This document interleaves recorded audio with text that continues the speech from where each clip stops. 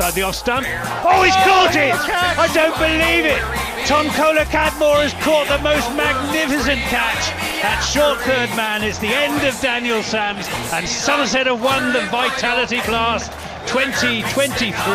They've bowled Essex out for 131.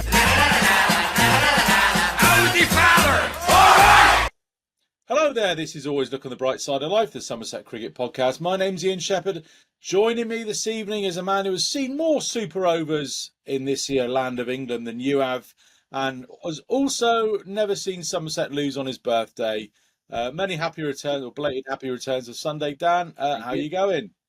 Yeah, good, thank you. Yep, very happy after a couple of excellent wins.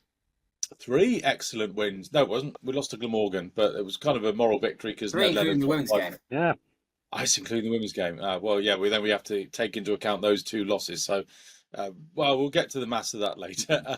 Also with us tonight is the voice of cricket on BBC Radio Somerset, Anthony Gibson. Gibbo, how have you been this week? I've been enjoying the cricket and the weather. Lovely. And the cider. And I wouldn't imagine enjoying being roasted by the Somerset Twitter admins who've taken great pleasure in repeating your bemusement as to why Lewis Goldsworthy went in ahead of Craig Overton at the Utility Bowl and replaying that huge 6 that he hit to play a crucial part in that run chase. Yeah, but I challenge you to find a single Somerset cricket supporter who didn't think the same thing as I said when Lewis Goldsworthy walked out. I didn't mind it. Personally, well, it just it worked out fine. But the obvious batsman to come in at that stage was Big Craig. This is a hill you're prepared to die on. No. I'm happy to be proved absolutely wrong. And according to Sean Dixon, he's been practicing 6 hitting all through the winter, and we're seeing the fruits of it. So good for Lewis Goldsworthy. He's a good very for nice Lewis Goldsworthy good cricketer. And finally, making up our quartet this evening is Somerset CCC's official good luck charm, mascot, whatever you want to call it, for it was his arrival through the hallowed gates of the Cooper Associates County Ground, which prompted those Surrey wickets to start a clattering last September. Former Essex, what do we call you? Seam bowler, swing bowler, pace man, whatever you like. Don Topley, Toppers, how you going? Hello, everybody. Nice to join you. Well done on your cricket of late. Well, it was a bit of a risk on my part inviting you on after we took on Essex on Tuesday because, when I put together the schedule way back when, that game could have gone either way potentially, but it was not to be. It was Somerset who beat the same side that they beat in the 2023 final. We were saying, Don, let's just start with Essex a bit. They've really gone off the boil in this year's tournament. They seem to have quite a lot of big names missing from that 2023 side that lost up at Edgbaston. Yeah, you're absolutely right. Was there a game on Tuesday? Sorry, I missed it. Blimey.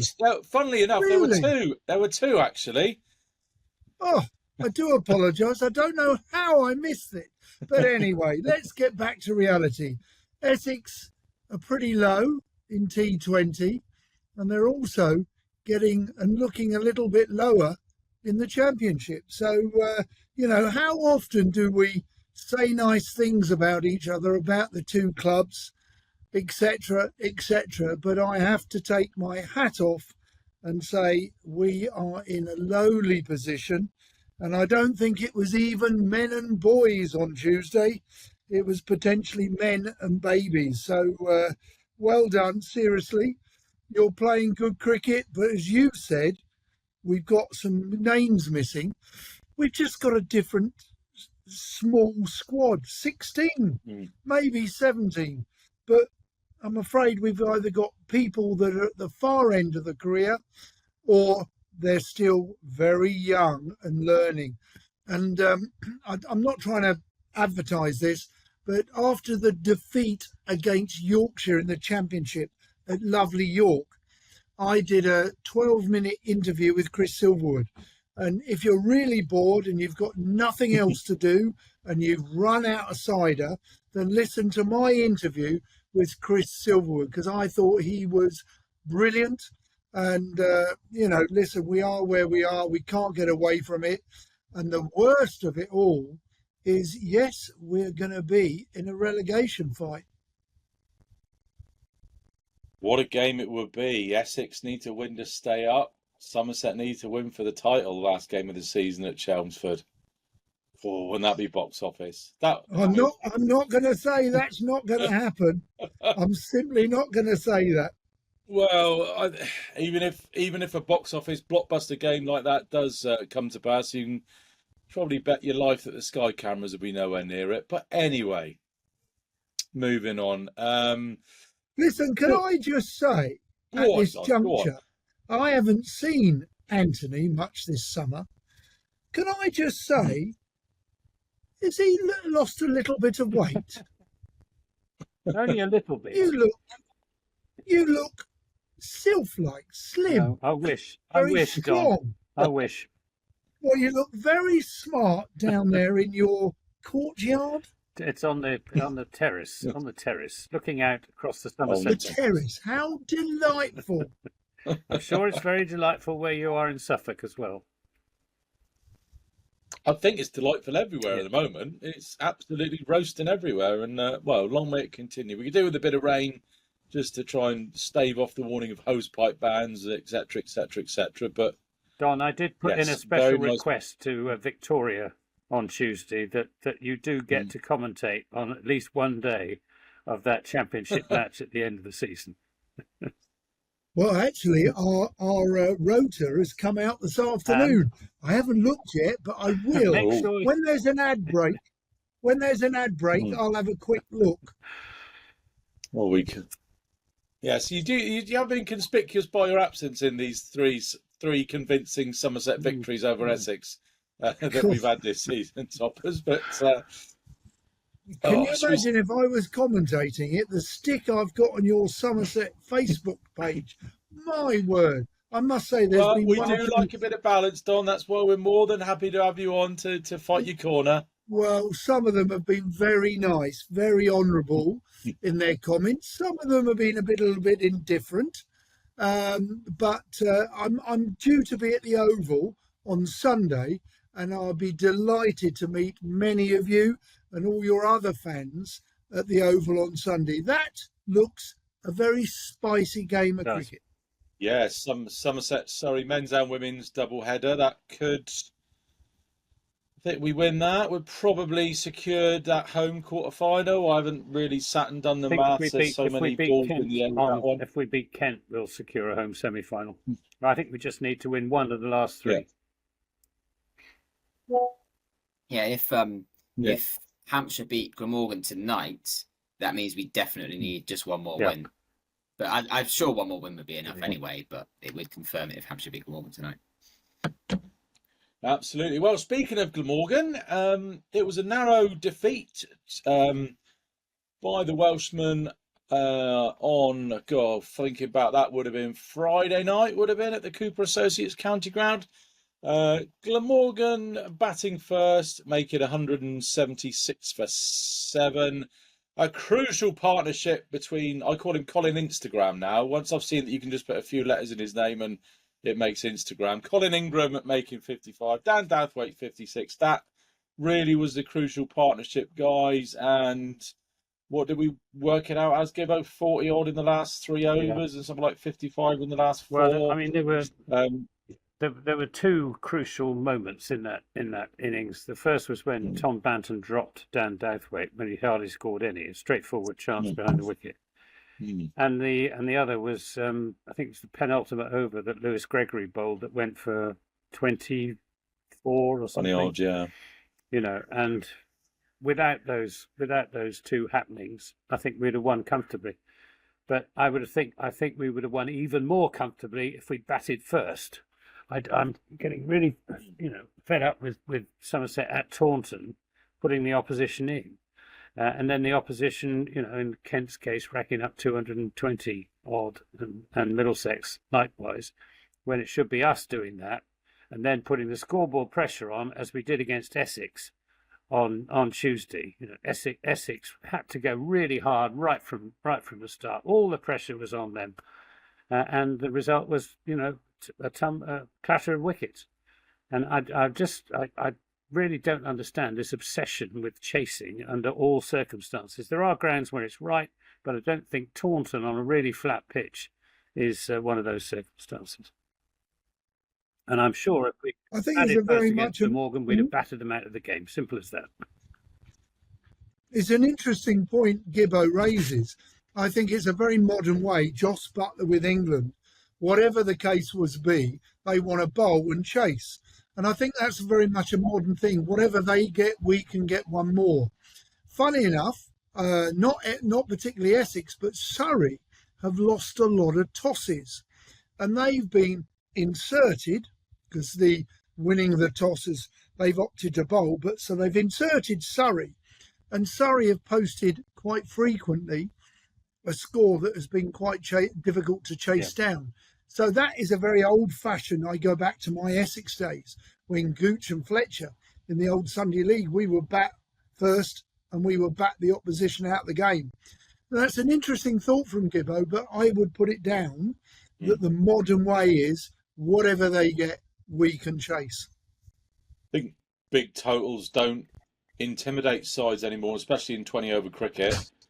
You know that one or two players have got to come off, and you're taking a big old chunk of that total. And the way that players can find the boundary these days, 360 as well. Dan, I think T20 cricket just comes down most of the time to who plays better on the day. Yeah, I mean, as you say, almost all teams do just default to bowling first, don't they, in T20 cricket? I think Simon Harmer chose to bat at Chelmsford, which surprised us all. That's the one time in a Somerset game this season when a team has chose to bat first.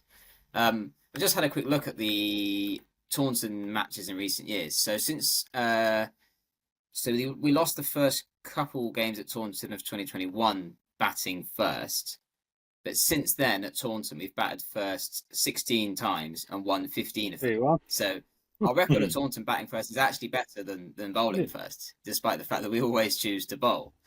So it is a strange one, but I mean, as you say, it's the modern way. I think it's just the method the team feels most confident in, even if that's not necessarily borne out by stats. And I think away from home, I suppose they potentially fear like Edgbaston, the finals day at Edgbaston last year when we were destroyed by Gloucestershire batting first.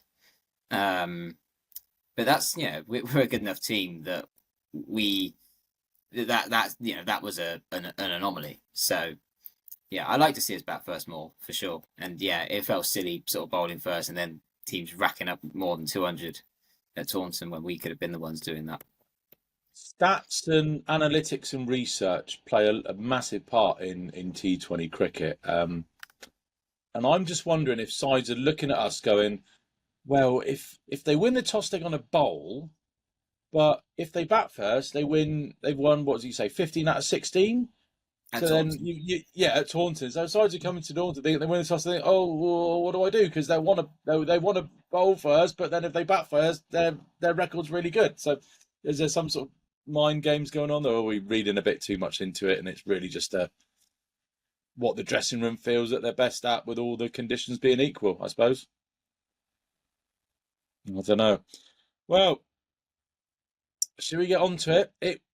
He bowled well against us at Cardiff, and he pretty much sealed the deal for his new club on Friday night. Old Ned Leonard, 5 for 24. Spoke to him after the game. He was very, very pleased, very happy with how he bowled. Not a bad way to mark your return to the club who released you not 5 or 6 months ago. Yeah, he bowled well. He did bowl well. He was bowling. Do you remember him bowling, how he bowled down at the Aegeus, the Utilita Bowl last year? Very similar to that. That over to nest, back of a length, getting it through, sort of hip and thigh height, really good length, good pace, little bit of nit. I just thought it was just another very, very strange one as to why we let him go. Because our fast bowling cupboard is not exactly wasn't full with stock at the moment. We aren't putting these guys in. Well, he did get quite a few chances, and in all honesty, he doesn't look. He's a good second division bowler, but I'm not sure he's first division qualities as a quick bowler. You know, he's not that quick. No, but he has just taken 5 for 20. Yeah, but he did just take 5 for 24 against us. Yes, and he bowled very well. I've said that, and anybody can bowl well in one game. And some of the shots against him weren't very clever either. And I don't think T20 is a particularly valid way to judge a bowler's worth in any case. You should be looking at what they're doing in red ball cricket. And in red ball cricket, he's okay in the second division. But I don't see him leading the Somerset attack in the first division in 2 or 3 years' time. And I don't think the likes of Andy Hurry and Jason Kerr saw it either. And that, I mean, but that we've got the same problem as Essex. We've got aging quick bowlers, and the youngsters have yet to prove themselves. And you know, it's very, very similar situation that we've got. And we do have to think very hard about, you know, where are we going to get somebody on Twitter was asking the question, you know, are we going to sign some, you know, a domestic quick bowler? Well, there aren't very many around. That's the problem. But you know, that is the issue for us. But I don't think Ned Leonard was the answer to Somerset's prayers, and I don't think Sonny Baker would have been either, not least because of his injury record. Although he bowled pretty well on Sunday, and I was very sorry it had to be him bowled the last over. that you know, Ben Green hit him for 6, and that was that. But Sonny Baker's got more about him than Ned Leonard because of his sheer pace. And you can understand Hampshire signing him up. But I think Ned Leonard, Ackler Morgan, ideally, you know, they're very well suited to each other. I don't think Ned Leonard would have made a huge difference to quality of Somerset seam bowling over the next few years. Nice lad though he is, and well though he bowls. Well, I wish him every conceivable success in the future. Well, you say that. I mean, he's taken 13 wickets in the South Group this year at an average of, well, Collier rate is 7. Taking his wickets at an average of, why is it when you're looking for a stat, you can never find it? Dan, help. But, I mean, the point is, I don't think you can let a guy go at whatever he was, 19, 20, 21, and, you know, have the mystic meg about you to look in your crystal ball and say, this guy is never, ever, ever going to make it as a first choice player in either of our 11s, be that the T20 or the 4-day stuff. I think he'd made progress, and I don't know, it just is, we are now getting to a stage where when we've talked about this, we're blue in the face before, about we're getting guys to a certain point, and then we seem to just, I don't know, not necessarily give up on them, but they just kind of seem to not find their way to that next level. I mean, Casey's probably one you could say as well, that he's gone out on loan. He's done really well at Durham. Obviously Ned, you've got, and then, you know, various other bowlers that we've had to let go through the years. Nathan Gilchrist. I mean, I'm just wondering, Nathan Gilchrist, Jamie Overton. Oh, Jamie Overton's a special case. We didn't let Jamie Overton go. Jamie Overton decided to leave, which is a very different matter. And so did Sonny Baker come to that. Yeah, but I mean, and then the point I make about Jamie Overton is he got to Surrey, another guy to look at him said, "Oh, shorten your run up," and all of a sudden he's bowling, you know, 5 mile an hour quicker, and he's on England's radar. So that often happens when players change clubs. Yeah. So why are players having to change, our young fast bowlers more often than not changing clubs and finding a bit more success elsewhere? I think when it comes to Leonard, if he was a couple of years younger, if he'd emerged a couple of years later, he probably would have found a way into the side, because we're currently still in the stage where the older guys are still doing a decent job. They're still the first choice guys. If Ned Leonard was still at Somerset, would he have played this season? Probably not. Maybe the odd game. No. But in a couple of years' time, we are going to need someone like him, or we're going to need signings, or we're going to need someone to come through the academy, because we've got 4 quick bowlers above 30. I don't think Josh Davey and Jake Ball are going to be around much longer. Craig and hopefully Lewis Gregory, depending on injuries, should have a few more years than them. But then beyond them, we've only got 3 contracted English pace bowlers who are, outside of those 4 guys, and that's Langridge, Aldridge, and Ogbourne.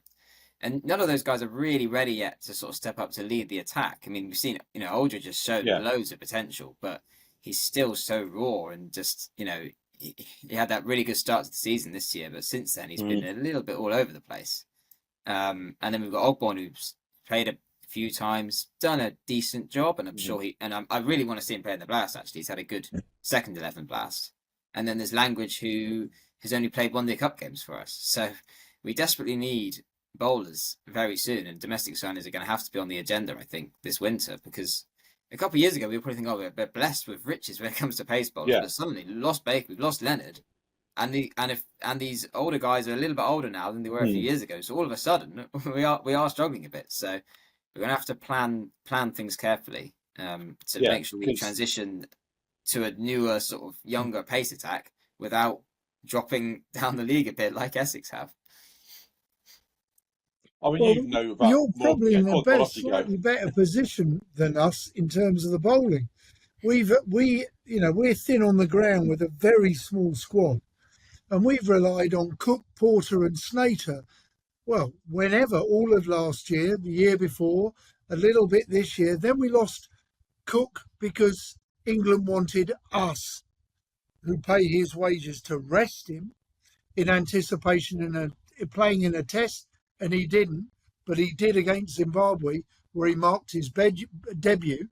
England have got him, along with Jamie Overton, and he hasn't played much of late. So England are keeping all those guys under cotton wool, even if they're not centrally contracted. That's the interesting bit. Porter's been injured, and then he had time off for paternity, and I still think he's got a bit of an injury. So we've ended up bowling Snater, and we've had kids around him, and we've actually had some overseas who probably haven't done themselves justice at the moment. I'd tend to say we're in a far weaker position, not position on the log, but in the state of our bowling. It's a hell of a worry. And I would, your sort of godfather is Gibbo. And I'll be saying to Gibbo, he watches a lot of cricket. I still believe there is still a bit of a dearth of decent bowling in Division 2 and occasionally in Division 1, where we see what I call good old English seamers, not fast and nasties. We don't really see them in county cricket so much. We don't. No, we don't. I mean, you'll probably be best placed to answer this, Don, being the former professional, former first-class cricketer, former seam bowler. When you're coming in at the start of your career, are you? I mean, way back when you did it, it's probably obviously a lot has changed now, but a lot will have remained the same. What are you kind of looking at then as a sort of an 18, 19-year-old then? Back then, it would have just been county championship and one day, obviously no T20 way back when. Are you kind of thinking, right, are the club telling you when they think you're going to play? Are you kind of got a roadmap? You had a fairly good idea back in those days. Essex were good, Somerset were good. And we started off, my career started off with 2 3-day games and a Sunday sandwiched in the middle of a 3-day game. Look, it was hard. You were always on empty. You were on empty. And we didn't have people measuring the speed guns or, looking at the keeper, and you're not hitting the gloves hard. Nobody would be going, why aren't you hitting the gloves hard today? They didn't do it. But today we have, inverted commas, these speed guns, and the S&C, if you're not hitting the gloves, will be saying, why aren't you hitting the gloves today? I've got to be honest, it's very, very different. We would, if I had a lot of overs yesterday, maybe Foster would have a few more today or tomorrow, or Lever or Pringle. It's very different today. We still I'm not going to moan at the moment. We still play a lot of cricket. And I think the lads, here we are. We've watched, all of us have probably watched a test match today. And England won the toss and batted. And I expect India would have won the toss and batted. Because not they just don't want to bat on a lovely day, on a blue sky day at Lord's. They're also protecting their bowlers who were bowling only 3 days ago. So, bowling is such a tall order. If we advertised it tomorrow in the, what's the Tiverton Times, is it called, down your way? Tiverton Gazette. County Gazette. Tiverton Gazette. The County Gazette. If we advertised and put a little advert in there, it probably wouldn't sound particularly attractive. I know we are very lucky to have played a career, of course we are, but bowling is still damn difficult. And, I always remind people, batsmen set the games up, batsmen score the runs, but you need 20 wickets in championship cricket. And it's a real tall order to keep doing it. And, we didn't use the gym back in my day. These lads today are athletes.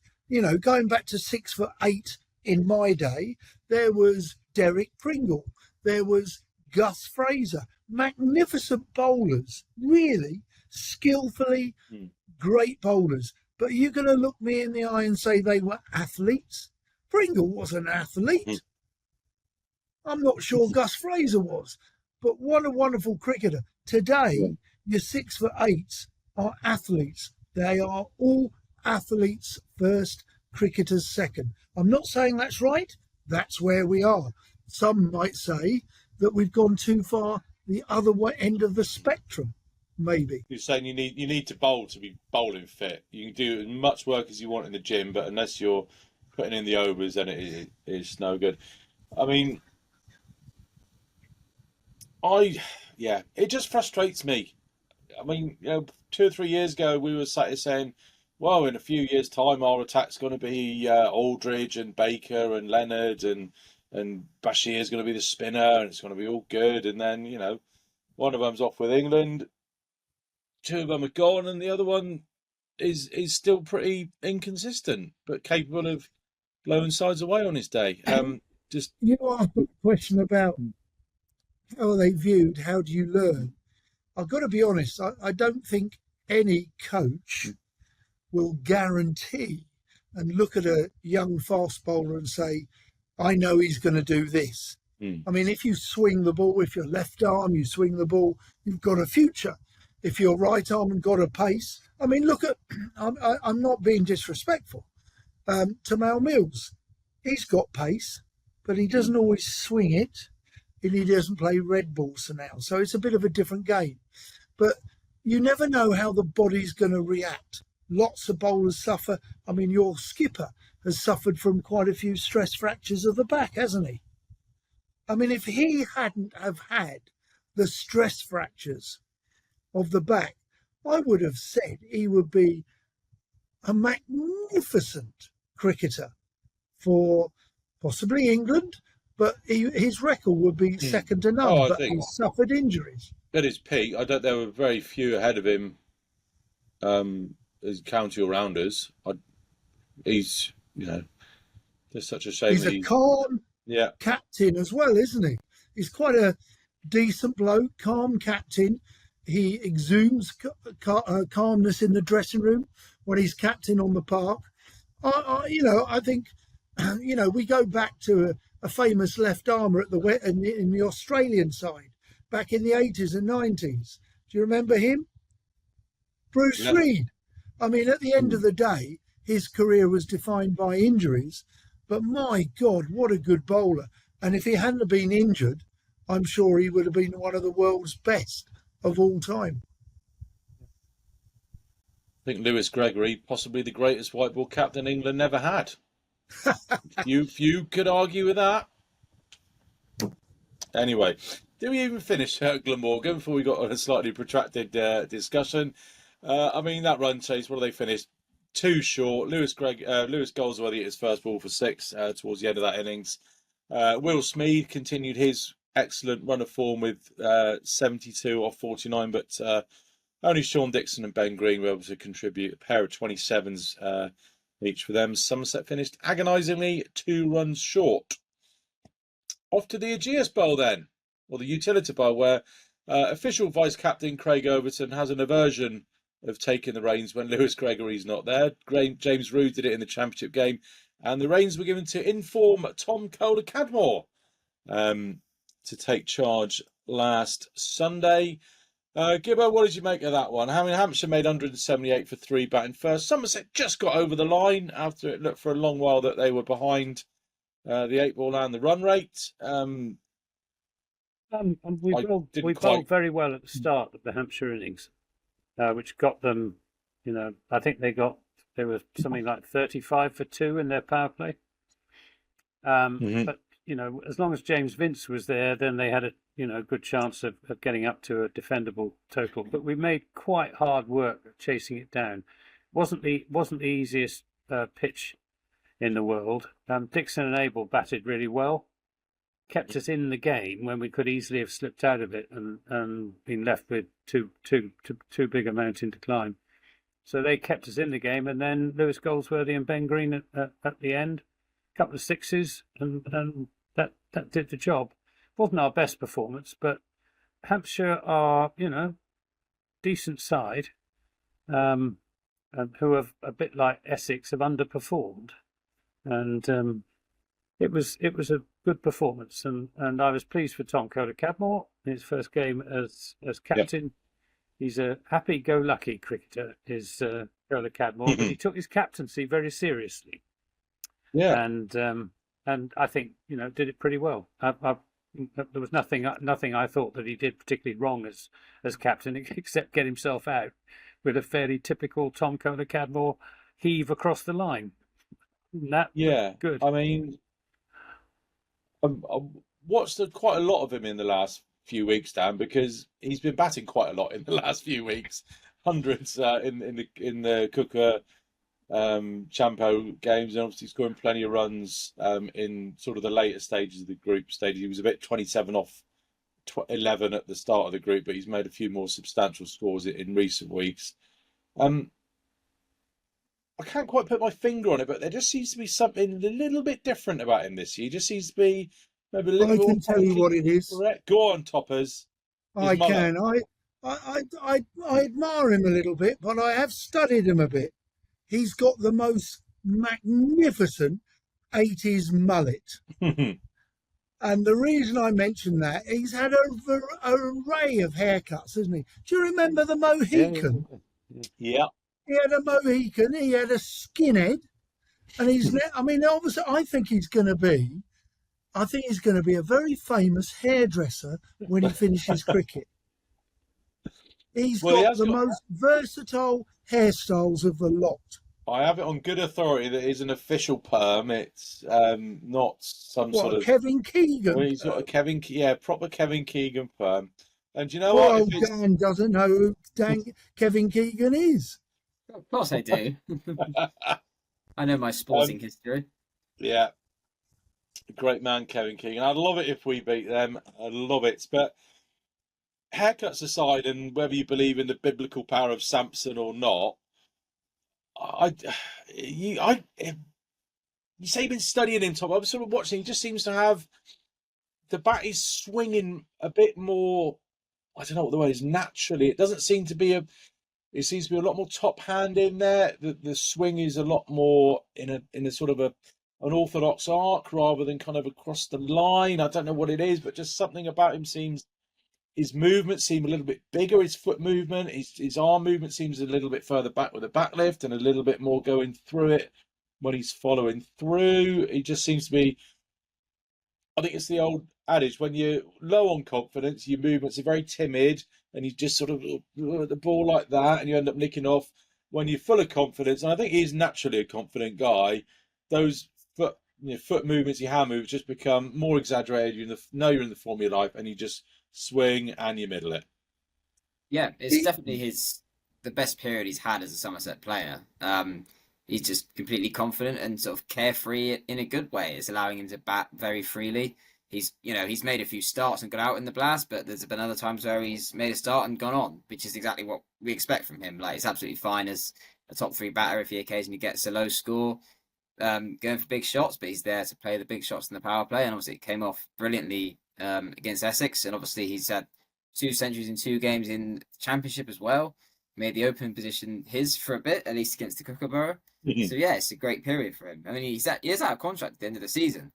He is. And I did wonder, like, he's technically out of contract. Oh no, he's not out of contract now. He's technically out of contract when the Blast finishes, and then he's back in contract for the quarterfinals, and then he's out of contract again. Players who play the Championship. But I did wonder if we'd be interested in keeping him. But seeing as he actually is playing, I was as well. Yeah, I was sort of thinking, he's off in the PSL. Oh, he's a million miles away from the Championship side. All these guys queuing ahead of him. Obviously he didn't play last year because Banton took his spot because he was in the IPL. But it's just these funny little sliding doors moments that you have in your career when there's a chance you're in the side. You might be a little bit out of position as he was opening the batting, but then you score 100, keep your place, score another 100, reinforce your place, and then red ball form transfers into the white ball game, and you're away. And we sitting there going, why on earth were we questioning Tom Kohler-Cadmore's position at the club? It's mental. He's one of those cricketers that I look upon from an opposition. You see, he's not probably a household name, but he goes and plays around the world often, and he plays a lot in the winter.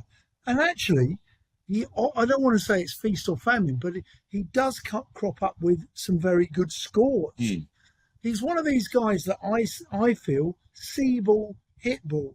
He's not particularly complicated, but he has a very good... See ball, hit ball has a kind of a negative connotation that you're slogging it, but when he plays his shots, it's all there. The foot movement is there, head position is always good, really. Nice clean swing of the bat. He's not slogging. No, not at all. Not at all. Sometimes that shot the shot he got out to 190, that was a bit agricultural. He's kind of a bit with it, but he's all, not being funny. Your top 3 are all very talented, really. And when they have a day, when it's their day, they're going to take the game away from the opposition, be it Smead, be it Banton, and be it Kohler-Cadmore. So, as from a bowling perspective, you'd be very wary that if you're not on your A game, you could easily be hit for runs, and that's a dangerous position to be in. So listen, I think you should be proud of your top 3 because they're an aggressive, attacking, dangerous 3, and I wouldn't fancy bowling at them on their day. No, I mean, Banton's in a little bit of a bad patch at the moment, but Smead's batting really well. TKC. He'll score runs against Surrey now. He'll score runs, of course he will. What have we dipped out of then? Hampshire. So that run chase, it was kind of a bit topsy-turvy. Nobody kind of really got going until Dixon and Abel got together. Abel seems to be in terrible form, but still scoring runs. It's a magnificent knack to have. You not in the best nick at all, and you're still managing to get, what did he get Sunday? 37 of 26. Yeah, he batted really well. It's not bad, and we got 25 off 18 or something on Tuesday as well. He's also been out in the last 2 games. He's been out not the last 2 games. 2 out of the 2 previous to the Essex one. Out to quite spectacular caught and bowls. Dan Douthwaite leaping Curry across and taking in with his left hand, and it happened again down at the utility bowl. And he's so he's not having much luck, as well as not being in great form. No, but I mean, can you quickly have a look at his stats for the Blast, Dan? While I quickly talk about bring up Gibbo's not necessarily a faux pas, but it was indeed Lewis Goldsworthy who came in ahead of Craig Overton. Tom Abel has saw the game home with Ben 200 Green. runs at 25, best of 37. At a strike rate of 120, which is... That's not terrible numbers for someone who's not in great nick. His career strike rate is about 135. Yeah, it's the strike rate, I think, where he's struggling. He's still getting the runs. He's still sort of picking. I think he's able to pick the gaps like he always has, but it's finding the rope, which I think has been the struggle for him. 133 is his career strike rate. Yeah. So if he's in with somebody like TKC, like he was on Tuesday, it's great. Just, give TKC the strike. I think where he might struggle is if he needs to kind of be the senior member of a partnership with the form he's in at the moment. But he's a class act, and he will definitely come good. It was quite interesting watching all the little dynamics of Torquay versus Exeter and Devon versus Cornwall versus Somerset in the latter stages of that game on Sunday. It was Sonny Baker from Torquay was bowling in the yellow and blue of Torquay United. And then Ben Green was batting. Ben Green from Exeter was batting in the red and black of Exeter City, if you like. So then Lewis Goldsworthy of Cornwall comes on to bat against Sonny Baker of Devon. It was all these little battles going on there, which was great to see. And it was all going Sonny's way until Ben Green planted him over mid wicket for 6, which more or less sealed the game. Somerset winning by 4 wickets with just 1 ball to spare. Anything more on the utility bowl then? Tense. That's all I'll say. It was. Yeah, I saw the end of it. It was. Yeah, it was very tense. Yeah. Not. Well, it's always tense, and I think what's up in Peter Wander's kind of back and forth. I think I said that it was probably a fair result to win one of those games and lose one of those games. 2 close games, 1-1, lost 1, which I think is fair enough. Right, speaking of close games, then, should we talk about Somerset women's first win of the season?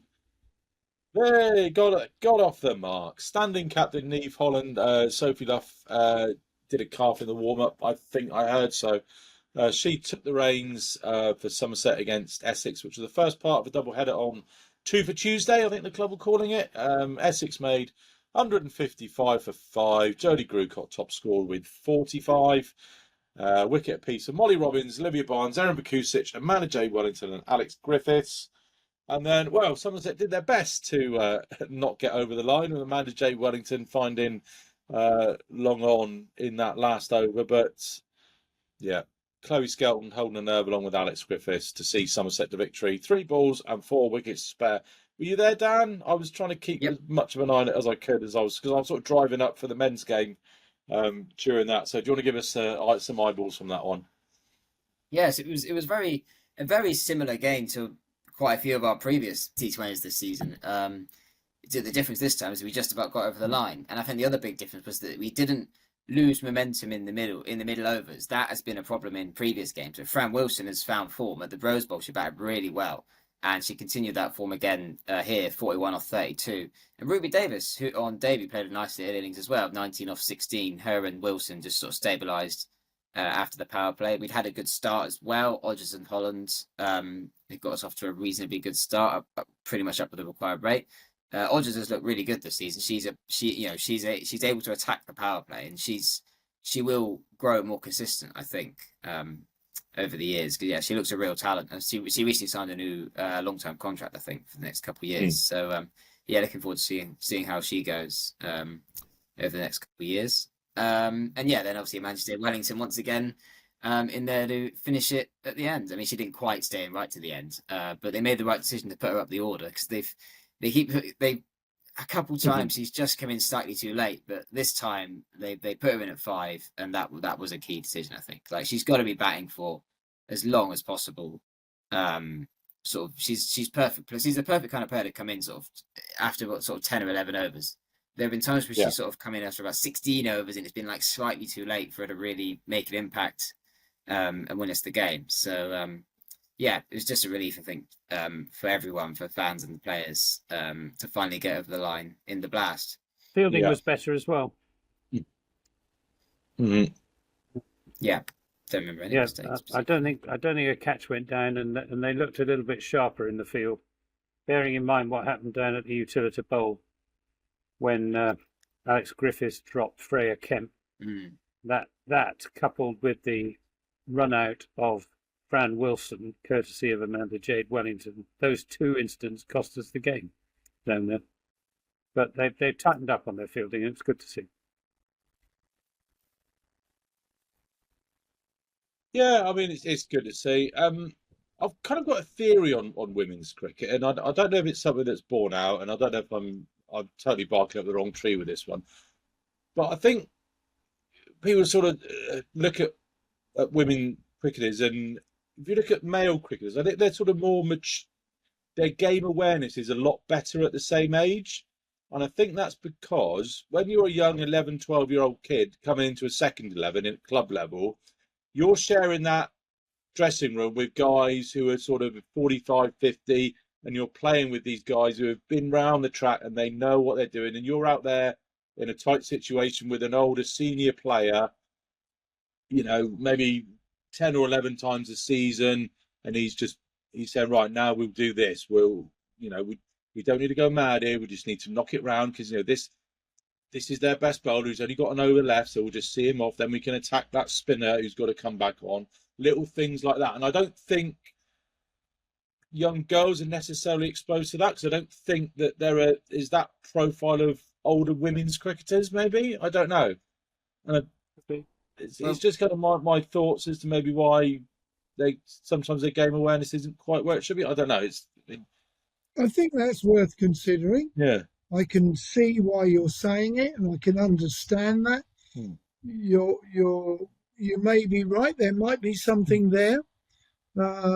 Yeah, I would use that argument, and I would happily stand behind you. Yeah, I mean, it's just it's something. I don't know. It just sort of popped into me because sometimes you sort of see and think, "Oh, what have you done that for?" The classic one would have been Exmouth, Dan, when they needed that two off the last ball, and I forget who it was, but they just need to get their heads down and go for two, and they sort of stopped and saw if it was on. So just little things like that, where if that was like a man's, or not man's club, but just any sort of you're back there with an old salt at the end in a club game when you're 11 or 12, that would just kind of sort of stick with you if you've been in that sort of situation. So. Yeah, I don't know much about women's club cricket, but my understanding is it is quite patchy.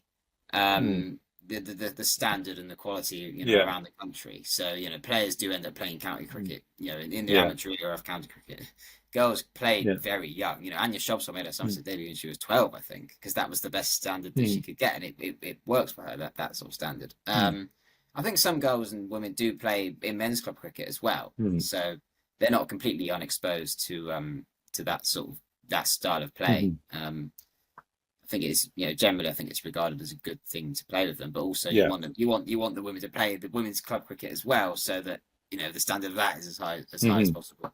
And obviously at Exmouth we saw a lack of nous in the chase. After a really good start, they completely fell away, and perhaps there was they struggled to manage the game through the middle overs, and that has been the case several times in the Blast this year. So it's all a learning experience, and I think they are getting better, and we've had a few close-ish games in the Blast, and obviously we are certainly a team that is better suits 50 over cricket, and we've won a few games in that competition, and we're in the mix for the knockouts. So when it hopefully we'll win a couple more T20s and have a bit of confidence just going into the 250 over games coming up. Yeah, I think as well as women's cricket grows and matures, then these sort of old salts will be, the old 40, 45-year-old women will be playing in women's club cricket, and then they'll be experienced enough to nurture the younger girls on. So I think it's just all about sticking with it and getting the women's game to sort of a maturity and a size where these experienced players are then able to pass on the knowledge to the youngsters while they're playing the games, rather than just through a coach saying, make sure you do this, make sure you do that. Because women's cricket is at such a different stage of its life cycle to men's. Women's cricket is only just professionalising in the last few years. Men's cricket has been professional for many, many decades. So women's cricket will have so much growth to go. I mean, it's grown a lot in the last 10 or 20 years, but there's so much more to go, which is obviously really exciting. So we'll see, the standards skyrocket over the next few years, and they already have in recent years, haven't they? Absolutely. Absolutely indeed. So well done then, Somerset women recording their first victory. They'll look to make it 2 from 2 when they host the Bears tomorrow night at Taunton. Sorry, I nearly forgot to talk about Somerset versus Essex on Tuesday in the men's Vitality Blast. Well, Somerset batted first, 225 for 6, a quite magnificent 90 from 39 balls. I'm well aware that I said 70 when I interviewed him. Sorry, Tom. Did you for 20 runs there? Must try harder, must learn from Gibbo's example to write things down and memorise the correct number that a batter scored when you compliment him on his innings. Quite brutal, quite fluent, 8 4 7 6s. Looked nailed on for 100 until he didn't quite get hold of one and slapped it down long on's throat. And again, you liked it, Gibbo batting first, 225, scoreboard pressure. But I mean, you have to look at the Essex attack. Mohamed Amir was superb. Yeah. He was absolutely superb. He bowled 4 brilliant overs when everyone around him was being smashed all round the county ground. But that youngster, was he 19 years old? Big tall lad. Yeah.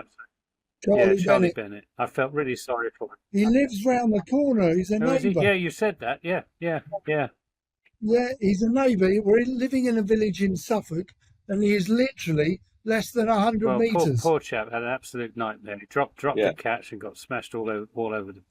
I thought you said poor chap for living. Going to say poor chap for having to live down the road from Topley. Not at all. But Anthony wouldn't throw me under the bus. I know he wouldn't. But the Essex bowling was not great, apart from Mohamed Amir. His 4 overs went for about 20, I think. So the other 16 went for 200. It was something. Where have you seen an Essex attack that never had Porter, Cook, Snater? Yeah, exactly. Yeah. Why wasn't Snater playing? Is he injured? He was there, and I don't know if he was rested because he's played and he's got a very good record against anyone. Somerset, and he's a very, very useful cricketer. Yeah, he is.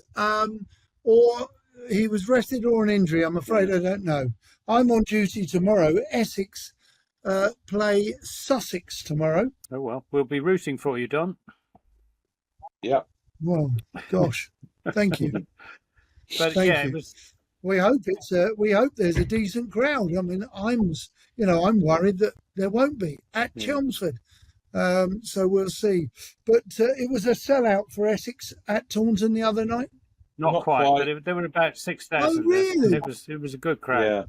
Yeah. The other thing about it was you got the power from the Somerset batsmen, Kohler, Cadmore and Dixon in particular, and then you got pace, real pace from Riley Meredith and Matt Henry, who took 4 wickets, and Craig Overton, who bowled really well again. And it's that combination of power with the bat and pace with the ball that makes Somerset such a potent force in 20-over cricket on a good pitch.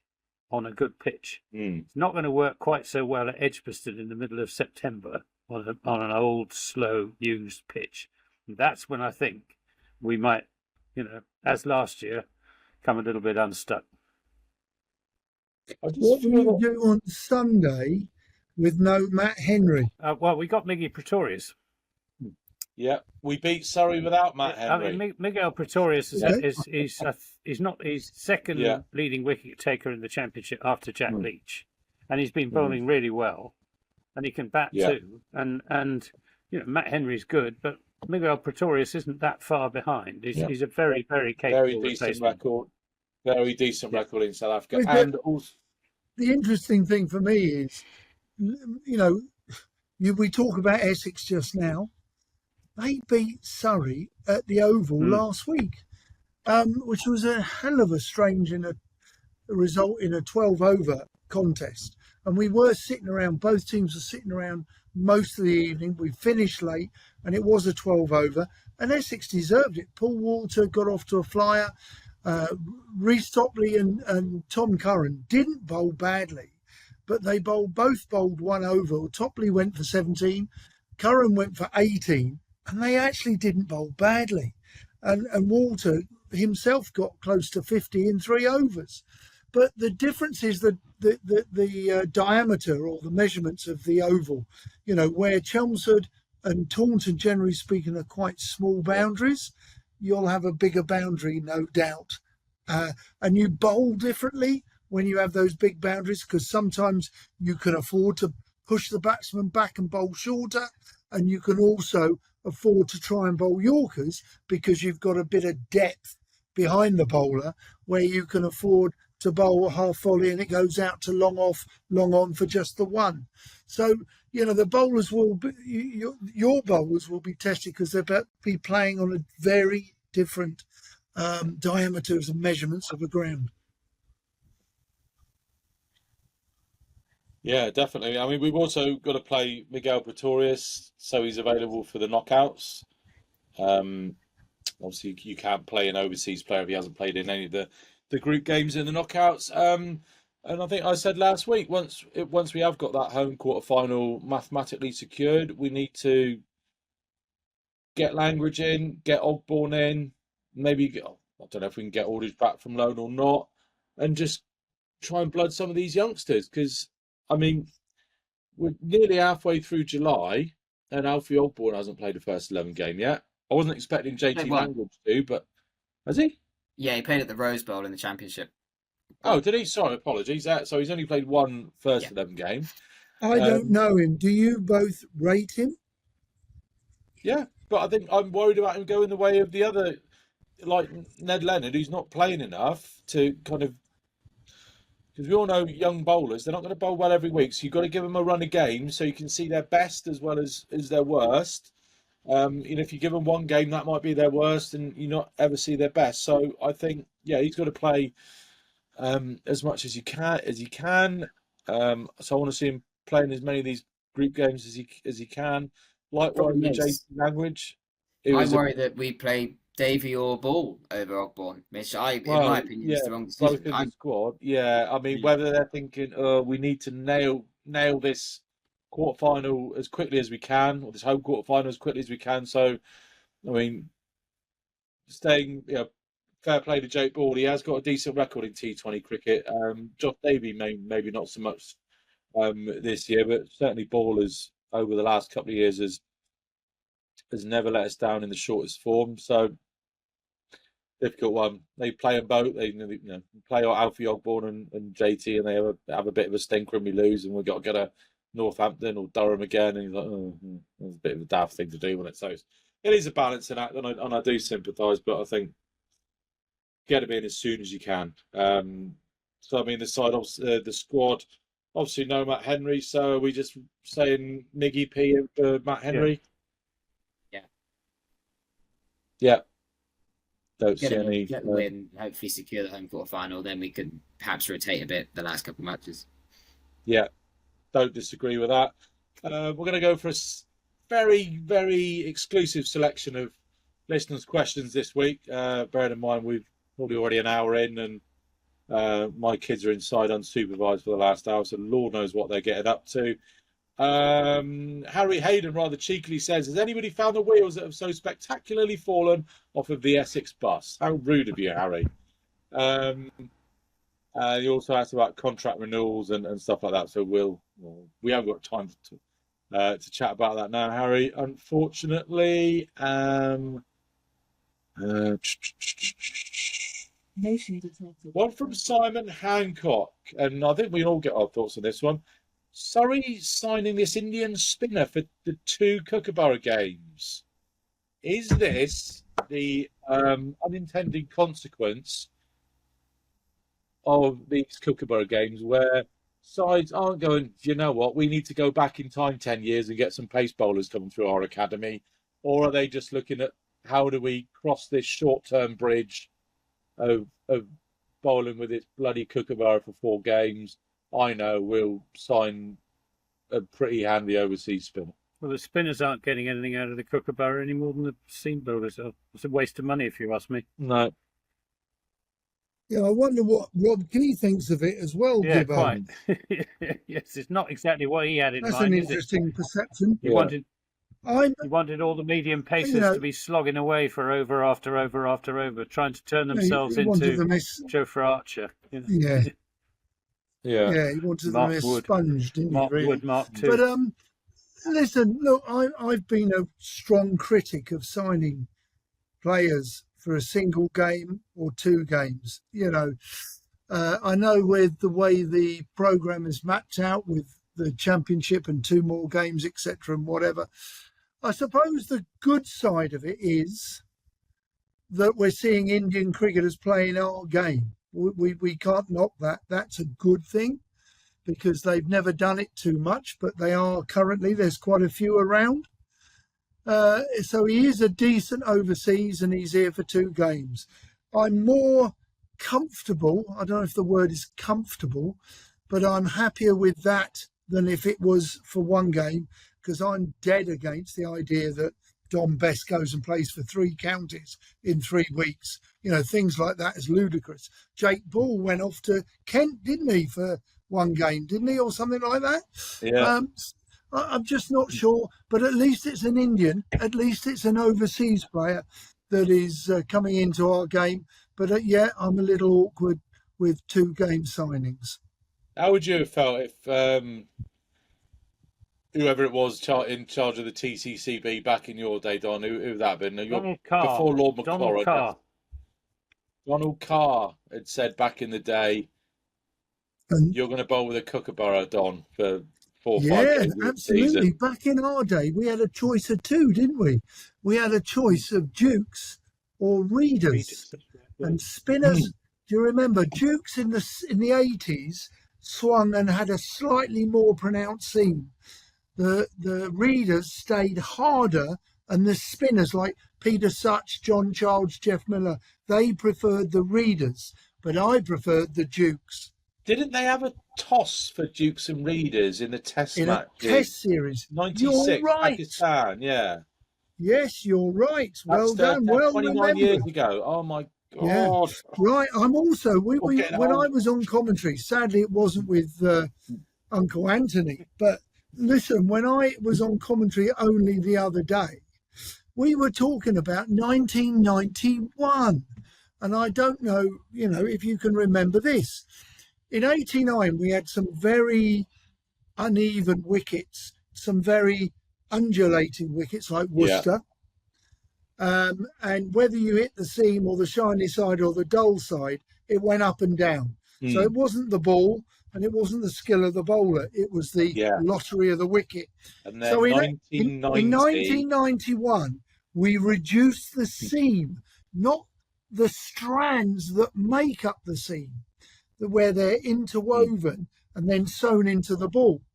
And in 1991, we reduced it from 15 to, I can't remember if it was 9 or 10 or maybe 11 strands in the seam. And if you remember that season, Jimmy Cook got a million amount of runs. And there was... Did John Carr get millions as well? Didn't he get I think he might be right. You might be right. Neil Fairbrother got 300 and plenty when at the Oval when Lancashire got 800, and it was the summer of spinners bowling because the seamers like me got whacked round the gut park, and then 1992 we went from 11 to 12 or 10 to 12, something like that. We added back the strands of the seams, but we didn't go to 15. And I don't know if you can remember that. Anthony, can you? I don't remember that, but it's very interesting. Yeah. And I remember that. I remember the business about Dukes and Readers and differing opinions on them. Yeah, it's a shame. We don't have a rival ball to the Dukes. Although I think there is one in development, isn't there? What I can tell you, a few years ago, Division 2 used Oxbridge balls. They're made down, funny enough, I think down your way or even further on. And they swung too much. They hooped round corners even when they were 50 or 60 overs old. And that was in Division 2. And they decided to stop that experiment because it did too much and it was unfair, and they needed a ball that was a challenge for the bowlers. Don, as Ken Bruce would say on Popmaster, you were 1 year out. Go on. This is where I remember it. A lot of hard yakkers, Simon Hughes. 1990, the year of the bats. Where's it say? You're not going to like the balls we're using this season. The umpire Alan Jones remarked one morning pre-season, and he was right. 1990, was it? 1990, yeah. Of course, that was when your old Makaguchi made all those runs at Lords against India. 3-3-3. Yeah, were they using those balls in the tests as well? I imagine they must have been. No, they weren't. No, they were using the traditional ones. I think they used Duke, but the rest of us in county cricket were using readers. But readers did stay harder. The spinners, such Childs, people like that, enjoyed using the readers because there was. That's the real problem with the kookaburra. It goes soft after about 20 overs, and it's no good. It's no good for the bowlers. It's no good for the batsmen either. They can hardly get it off the square, and it's it's not suited to the pitches that we have in this country. And the combination of kookaburra ball and hybrid pitch, as we had at Edgbaston, is just absolutely guaranteed to produce dull cricket, which is presumably what the ECB wanted. Bowlers as well. Well, I mean, if they'd said in 10 years' time, everybody, we're going to play half the season with a kookaburra ball. You've got 10 years to prepare, 10 years to get your academies to churn out some quick bowlers. You're not going to get quick bowlers bowling with that bloody thing, because you need to be getting something out of the pitch for all the effort you're putting in, and if the thing goes into the pitch and dies, and the batsman's got all the time in the world to play a shot, you're not going to be bowling fast for very long. No, I canvassed opinion where I've been when the kookaburra has been used. And most people say to me, I've been lucky enough to play in South Africa with a kookaburra, Australia. Their surfaces are a little bit quicker. In England, only Old Trafford has got a bit of pace in it. And the problem is not just about us not having the quick bowlers. Our surfaces aren't quite as quick as South Africa and Australia. So if we did have quicker surfaces, it might help, but we don't, and we know why we don't.